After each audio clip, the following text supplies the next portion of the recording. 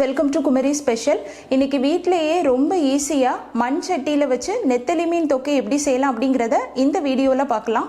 நெத்திலி மீன் தொக்கு பண்ணுறதுக்கு ஃபஸ்ட் ஒரு மிக்ஸி ஜாரில் ஒரு பெரிய தக்காளியை இந்த மாதிரி கட் பண்ணி வச்சுருக்கேன், அதை போடலாம். கூடவே ஒரு கைப்பிடி அளவு கருவேப்பிலை, அப்புறம் ஒரு சின்ன துண்டு இஞ்சி, அப்புறம் ஒரு 4-5 பல்லு பூண்டு, இது எல்லாத்தையும் போட்டு நல்லா அரைச்சி எடுத்துடலாம்.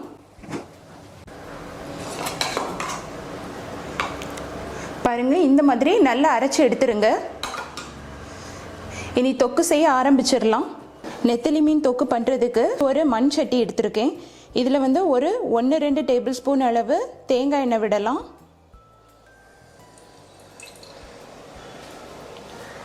எண்ணெய் லைட்டாக சூடானதும் இதில் ஒரு டீஸ்பூன் அளவு கடுகு போடலாம். கடுகு வெடிச்சதும் ஒரு கொத்து கருவேப்பிலை போடலாம்.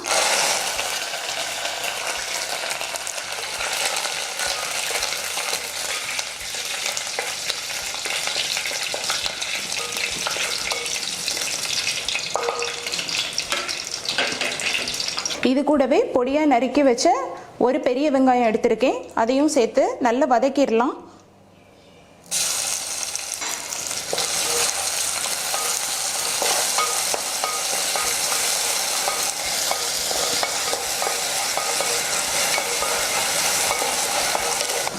வெங்காயம் சீக்கிரமே வதங்குறதுக்காக கொஞ்சமாக உப்பு போடலாம்.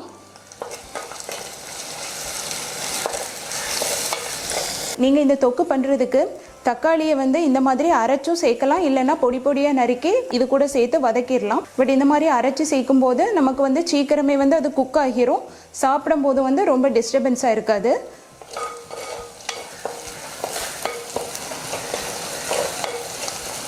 வெங்காயம் இந்த மாதிரி லைட்டாக கலர் சேஞ்ச் ஆகி வரும்போது நம்ம அரைச்சி வச்ச தக்காளி பேஸ்ட்டை இது கூட சேர்த்துடலாம்.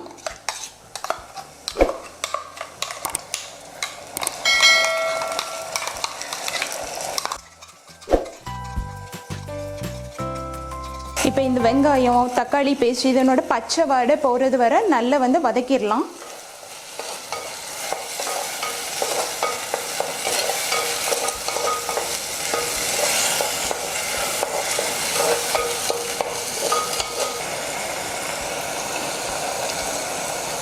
பாருங்க, இந்த வெங்காயம் தக்காளி எல்லாம் இப்போ நல்லா வதங்கி அந்த எண்ணெய் மேலே தனியாக பிரிஞ்சு வர ஆரம்பிக்கும். இப்போ இதில் ஒரு 1/2 டீஸ்பூன் அளவு மஞ்சள் பொடி, அப்புறம் ஒரு டேபிள் ஸ்பூன் அளவு தனி மிளகாய் தூள், காரம் உங்களுக்கு எந்த அளவு தேவையோ அந்த அளவு சேர்த்துக்கோங்க. அப்புறம் ஒரு 2 டேபிள் ஸ்பூன் அளவு மல்லிப்பொடி.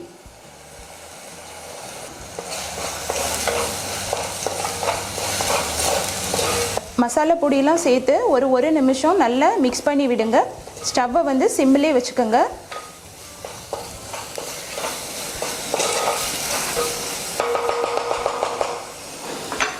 இப்போ ஒரு சின்ன நெல்லிக்காய் சைஸ் அளவுக்கு புளி எடுத்து புளிக்கரைசல் ரெடி பண்ணி வச்சுருக்கேன், இதையும் சேர்த்துடலாம்.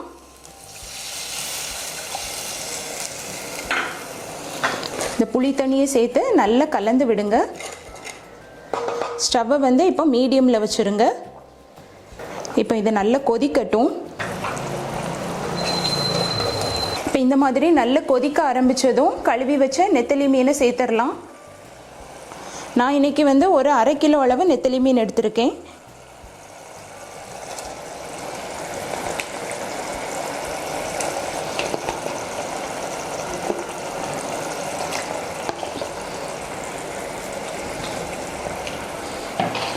சேர்த்து இதை லைட்டாக அதை மிக்ஸ் பண்ணி விடுங்க. இது கூட தேவையான அளவு உப்பு சேர்த்துடலாம்.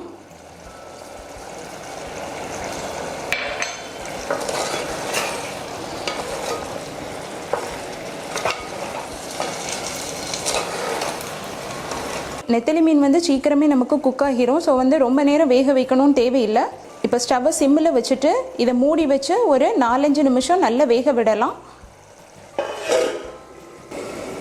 அப்பப்போ ஓப்பன் பண்ணி லைட்டாக மிக்ஸ் பண்ணி விடுங்க, அடி பிடிச்சிடக்கூடாது. இதை மிக்ஸ் பண்ணும்போது லைட்டாக பார்த்து மிக்ஸ் பண்ணுங்கள், மீன் உதிர்ந்துடும். இல்லைன்னா உப்பு காரம் தேவைன்னா செக் பண்ணி சேர்த்துக்கோங்க.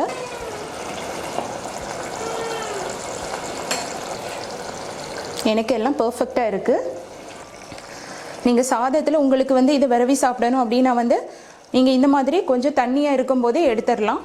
இதுவே நீங்கள் ரசம், சாம்பார், பருப்பு இப்படி எதுக்காவது சைட் டிஷ்ஷாக வச்சு சாப்பிடணுன்னா இது இன்னும் கொஞ்சம் திக்கான அப்புறமா எடுங்க. நான் இன்றைக்கி கொஞ்சம் திக்கான அப்புறம் தான் எடுக்க போகிறேன். ஒரு 2 நிமிஷம் இருக்கட்டும். லைட்டாக இந்த மேலே உள்ள தண்ணி வற்றட்டும். அதுக்கு பிறகு ஸ்டவ் ஆஃப் பண்ணிடலாம்.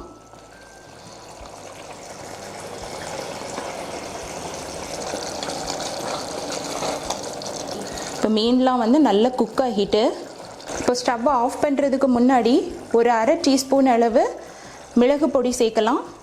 இது ஆப்ஷனல் தான். மிளகு பொடி சேர்க்கும் போது இன்னும் நமக்கு ஃப்ளேவர் நல்லா இருக்கும். உங்களுக்கு வேண்டான்னா ஸ்கிப் பண்ணிடுங்க. சேர்த்து லைட்டாக மிக்ஸ் பண்ணுங்கள்.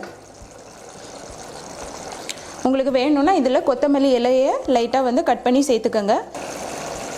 இப்போ சூப்பரான நல்ல வாசனையான நெத்திலி மீன் தொக்கு ரெடி பண்ணியாச்சு. இனி ஸ்டவ்வை ஆஃப் பண்ணிடலாம்.